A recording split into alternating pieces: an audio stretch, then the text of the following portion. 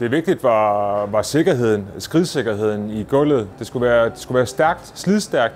Overgangene fra riste til det gulv, det skulle være ret glidende, ret flydende, når vi kører rundt med tallerkener. Det er let at gøre rent, og det er mega vigtigt for os.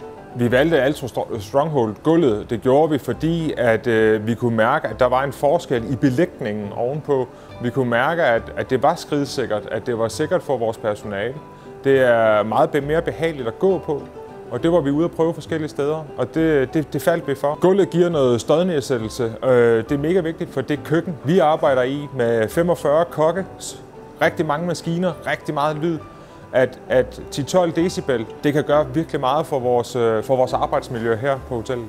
Med daglig vedligeholdelse i form af almindelig rengøring, der har vi ikke nogen slidmærker på gulvet.